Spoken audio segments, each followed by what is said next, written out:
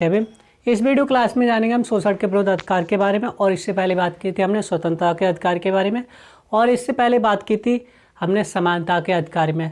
तो ये तीसरा अधिकार है और इसमें जानेंगे हम शोषण के विरुद्ध अधिकार के बारे में। ये कहाँ से कहाँ तक है तो मैं आपको बता दूँ 23 से 24 तक है। और इसमें बताया गया अनुच्छेद 23 में दुष्व्यवहार। दुर्व्यवहार क्या होता है? जो बच्चे स्कूल जाते हैं, जो महिलाएं अकेली, उनके साथ में क्या होता है? दुर्व्यवहार होता है। बच्चों के साथ में क्या होता है? दुर्व्यवहार होता है। तो इसको रोकने के लिए अनुच्छेद 23 लाया गया है। क्या आपने देखा है कभी कभी जो सड़क पे क्या होता है, कुछ महिलाएं क्या होता है, जो महिलाएं छेड़ देते हैं कुछ लोग, जिन्हें बोला जाता है मनचले। क्या बोला जाता है? मनचले। तो आप महिलाओं के साथ में या बच्चों के साथ में क्या आप दुष्व्यवहार नहीं कर सकते। ये कौन कहता है? अनुच्छेद 23 कहता है। फिर आपका कहता है तस्करी। तस्करी क्या होता है? छोटे छोटे बच्चों की क्या की जाती है? तस्करी की जाती है। और मैं आपको बता दूं, हद तो तब हो गई, बच्चों की तस्करी वॉल्वो बस से, एसी बस से की जाने लगी सन 2020 में। किससे की जाने लगी? सन 2020 में वॉल्वो बस से, एसी बस से बच्चों की तस्करी की जाने लगी। और एक मामला पकड़ा गया था आपका, कहाँ से? मध्य प्रदेश से। ट्रेनें बंद हो गई, फिर बच्चों की तस्करी कैसे होने लगी? बस के द्वारा होने लगी, एसी बस के द्वारा। तो बच्चों तस्करी रोकने के लिए क्या अनुच्छेद 23, और इसमें क्या होता है, जो बच्चे तस्करी की जाती है, आपने जो बच्चियां होती हैं उनको देह व्यापार में ढकेल दिया जाता है। और लड़कों से क्या होती है? भीख मंगवाया जाता है, उन्हें बहुत ज़्यादा उन पर टॉर्चर किया जाता है, बहुत ज़्यादा उन पर टॉर्चर किया जाता है, भीख मंगवाया जाता है सिग्नल पे। अगर मान लो किसी ने 10 बच्चे खरीद लिए, अब वो ले जाते हैं काम कराने के लिए, वहाँ बेच देते हैं वो लोग बच्चों के लिए, छोटे छोटे बच्चों के लिए उन्हें भीख मंगवाया जाता है। किसी को लूला लंगड़ा भी कर दिया जाता है। इतनी दयनीय स्थिति कर दी जाती है उनकी कि वो मजबूर हो जाते हैं। और इतना डर बैठा दिया जाता है उनके अंदर कि आप सोच भी, वो जाने की सोच भी नहीं सकती कि उनकी वही ज़िंदगी हो जाती है। अगर 10 बच्चे हैं किसी के पास में, अगर वो मान लो 100 रुपये डेली की मांगता है, 100 रुपये, 10 रुपये तो भीख मिनिमम बात है, तो लगभग कितना हो गया? मान लो एक बच्चा अगर 500 रुपये भीख मांगता है, तो 10 बच्चे हैं एक आदमी के लगाए हुए, उसने खरीद रखे हैं, तो कितना हो गया? 5000 रुपये प्रतिदिन हो गया। इतना तो एक सरकारी कर्मचारी अब नहीं कमा सकता। और मेहनत मजदूरी वाला कितना? 250, 300, 500, और वो 1000, मतलब 5000। तो तस्करी रोकने के लिए क्या अनुच्छेद 23। और फिर इसमें कहा गया है बेगारी। बेगारी का मतलब क्या होता है? आप बेगार का मतलब होता है बिना पैसे के आप किसी से काम नहीं करा सकते। आपको क्या देना पड़ेगा? आपको पैसा देना पड़ेगा, आपको मुआवजा देना पड़ेगा, उसकी मेहनत का आपको पैसा देना पड़ेगा। आपको पैसा बोलता है। तो क्या आप बेगारी नहीं करा सकते, आप बदुआ मजदूरी नहीं करा सकते। पहले क्या होता था, जो चौधरी साहब होते थे या जो मैन जो मुखिया होते थे, उनसे क्या लिए, जो किसान लोग होते थे वो कर्ज ले लेते थे, या मान लो 10 टका, 2 रुपये ले लिया, 1 रुपये ले लिया। अब फसल के टाइम पे चुकाना होता था, नहीं चुका पाते थे, तो वो क्या कर पाते थे? वो बेगारी करवाते थे। और वो क्या जोड़ लेते? सूद पे सूद जोड़ लेते थे। आप मूवी देखना 2 बीघा ज़मीन, तब आपको समझ में आएगी उस समय की स्थिति। 2 बीघा ज़मीन, मूवी ब्लैक एंड वाइट है, मगर आप उसको देखना तब आपको क्या उस समय स्थिति थी। ब्याज में रुपए भी दे देते हैं, फिर भी क्या होता है? ब्याज पे ब्याज, ब्याज पे ब्याज लगा दिया जाता है। फिर बलाश्रम।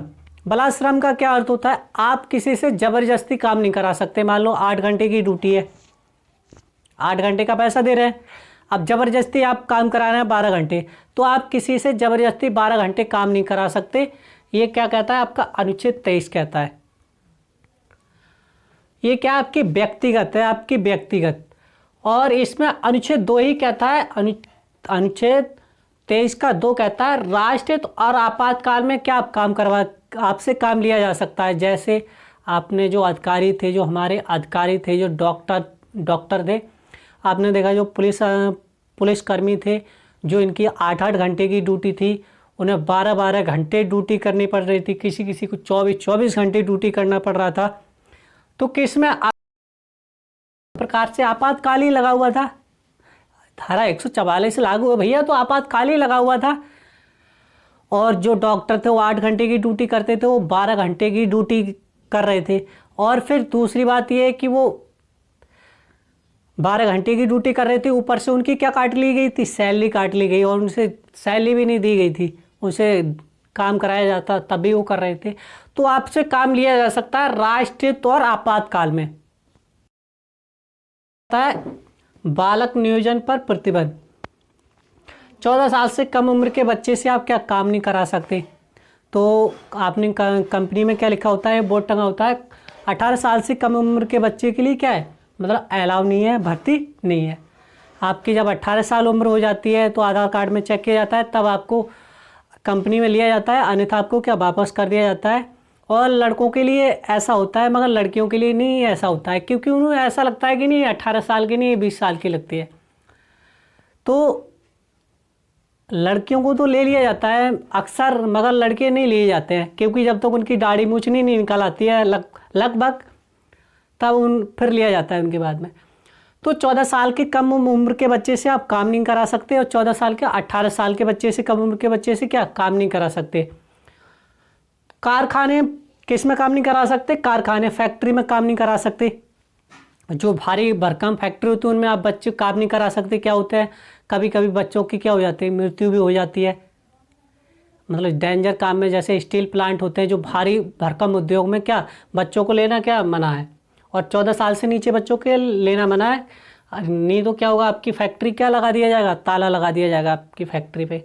ताला क्या, कानूनी कार्रवाई हो जाएगी। फिर आपकी खदान, 14 साल के बच्चे से कम उम्र में किस में, खदान में काम नहीं किया जा सकता। खदान में बहुत जो पत्थर बन, आप देखते हैं संगमरमर का पत्थर होता है, कोयला निकलता है, ये क्या होता है, खदान में से ही निकल रहा है। इनमें क्या होता है, इनमें बॉम्ब लगा के क्या किया जाता है, विस्फोट किया जाता है, और जो इसमें विस्फोट होने के बाद क्या निकलती है, इसमें जहरीली गैस निकलती है, वो क्या होती है, बहुत ज़्यादा नुकसानदायक होती है, और बच्चे क्या होता है, इससे मर भी जाते हैं।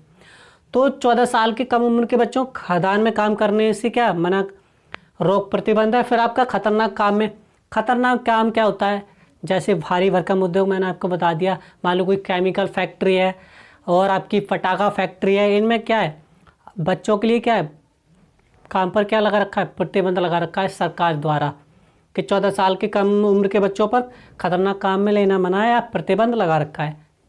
जैसे आपकी मान लो पटाखे फैक्ट्री है, अगर बच्चा नहीं निकल पाता है और क्या होता है, उसमें मर भी जाते हैं। जैसे एक तमिलनाडु में जगह है शिवकाशी, तमिलनाडु किसके लिए प्रसिद्ध है, तो पटाखा फैक्ट्री के लिए प्रसिद्ध है, और तमिलनाडु में आपकी जगह पड़ती है शिवकाशी, वो पटाखा फैक्ट्री के लिए प्रसिद्ध है। और मैं आपको बता दूं, सन 2020 में क्या हुआ था, उसमें ब्लास्ट हुआ था, जिसमें तमिलनाडु में लगभग काफ़ी लोगों की क्या हो गई, मौत हो गई थी उसमें।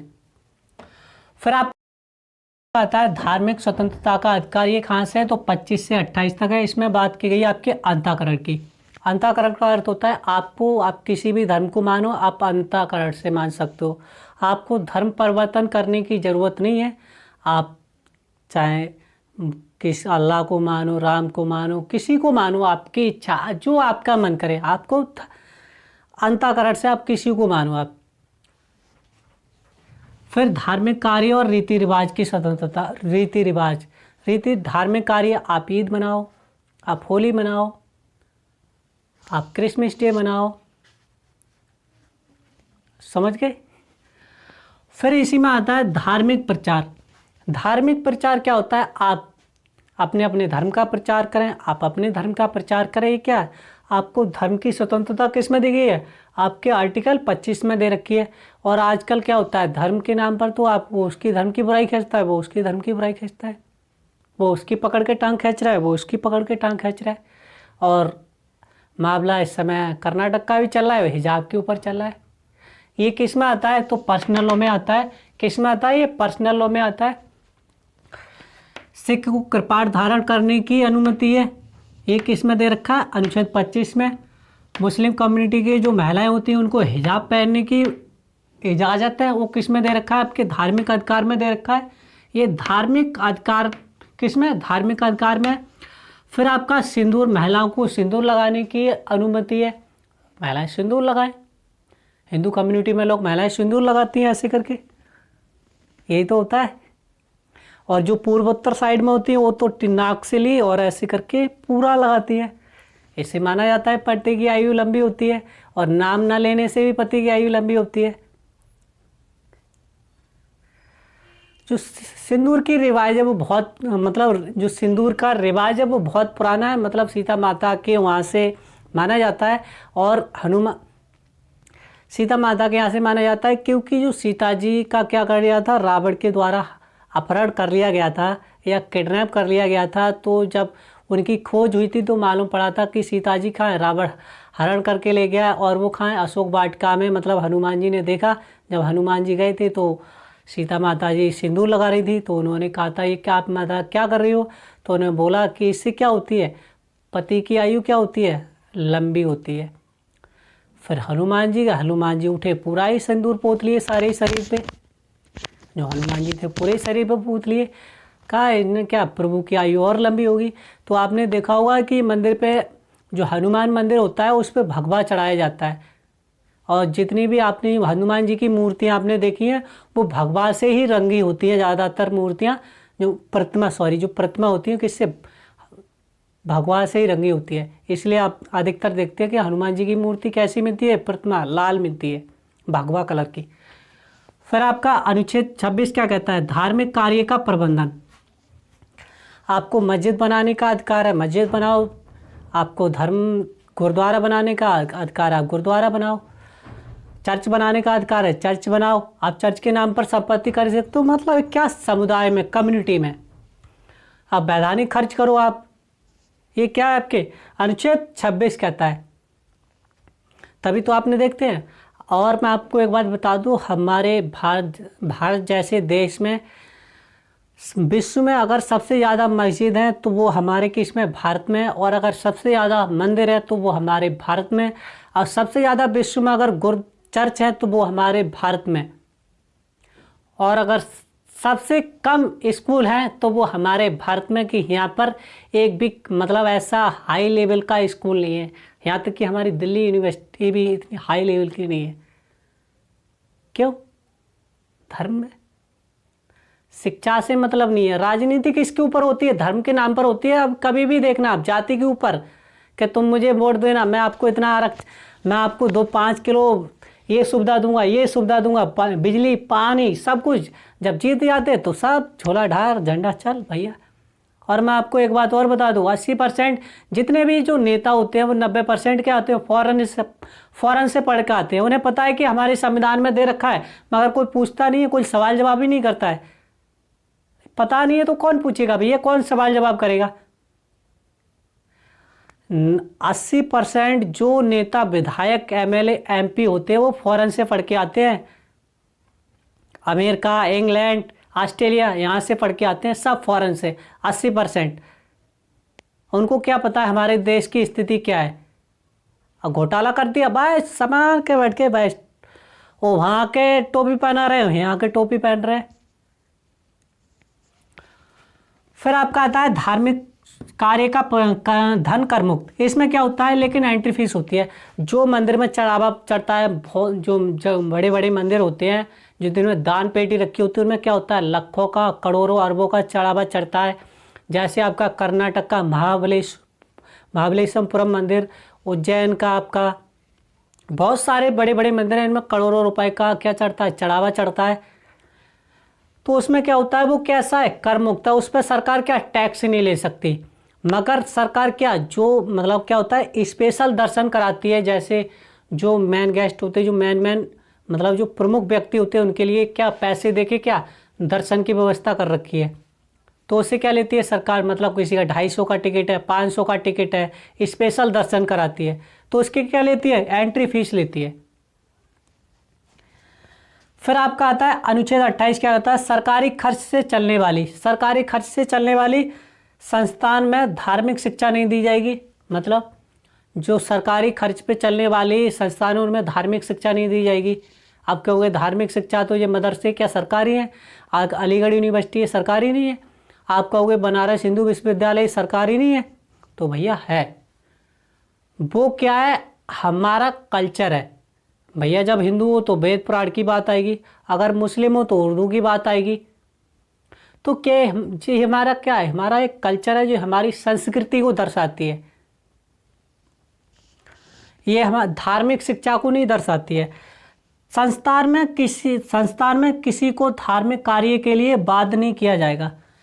मान लो कोई बच्चा है हिंदू, मतलब अलीगढ़ मुस्लिम विद्यालय में पढ़ रहा है और एक मुस्लिम, मतलब 10 मुस्लिम है, एक हिंदू है, तो उसमें पढ़ रहा है, तो उसको मतलब बाध्य आता है शिक्षा एवं संस्कृति का अधिकार। आपका 29 से 30 तक दिया रखा है। और ये कौन सी नंबर पर आता है, तो 5वें नंबर पर आता है। कौन सी नंबर पर, 5वें नंबर पर। चौथे नंबर पर क्या आता है, धार्मिक स्वतंत्रता का अधिकार। 23वें नंबर पर आता है आपका शोषण के विरुद्ध अधिकार।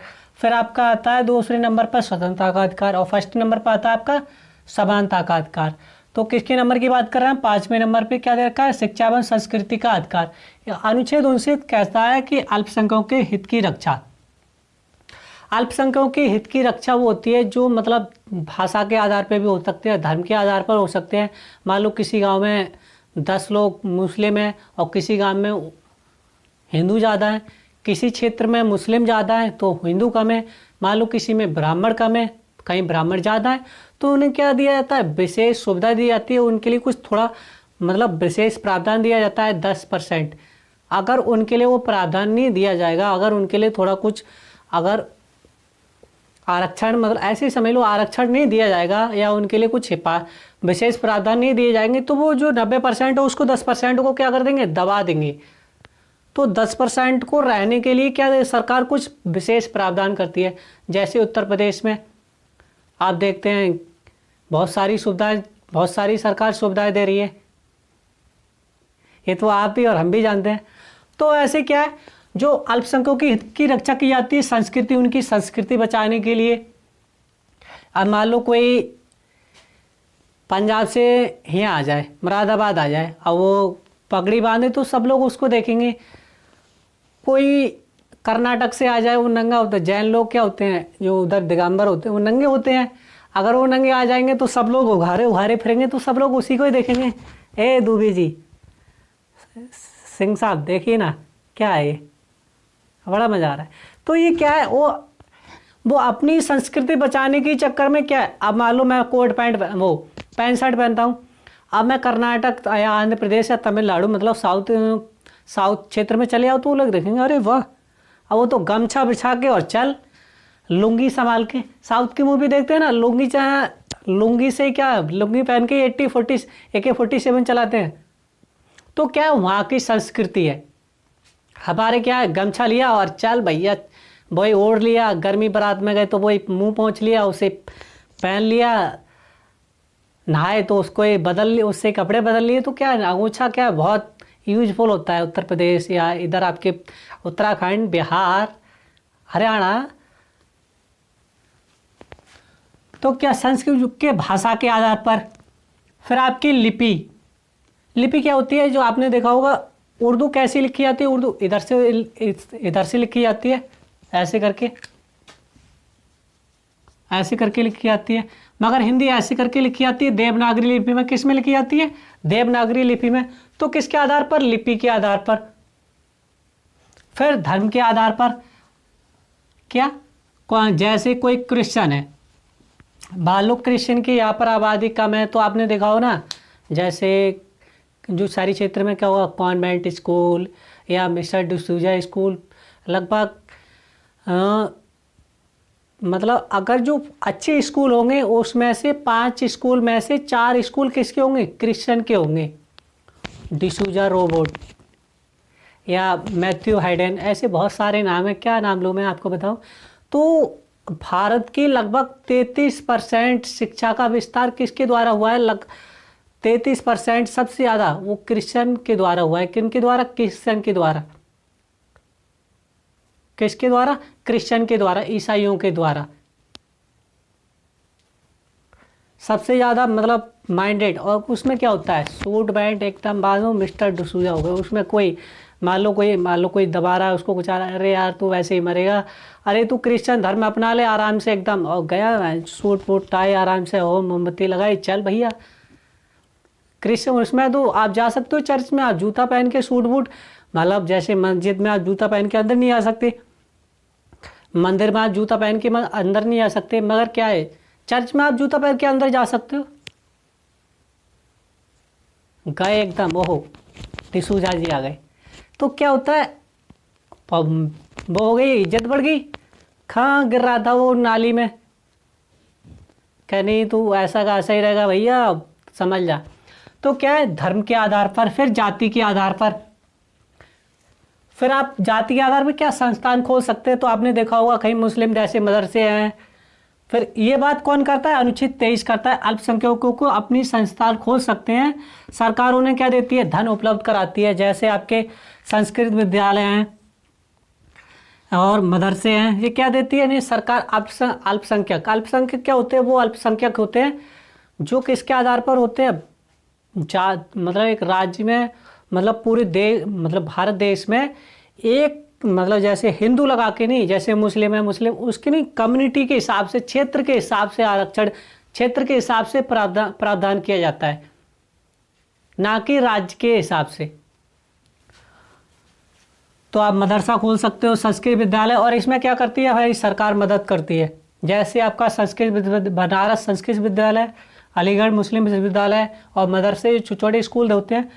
फिर आपका आता है अनुच्छेद 31 और 31, इसमें क्या है, संपत्ति का अधिकार ये हटा दिया गया है। कौन सा, 44वें संविधान संशोधन के द्वारा 1978 में। किसकी सरकार में, तो मुरारी लाल देसाई की सरकार में हटा दिया गया। और ये उठा के फेंक दिया कहाँ, एकदम कानूनी अधिकार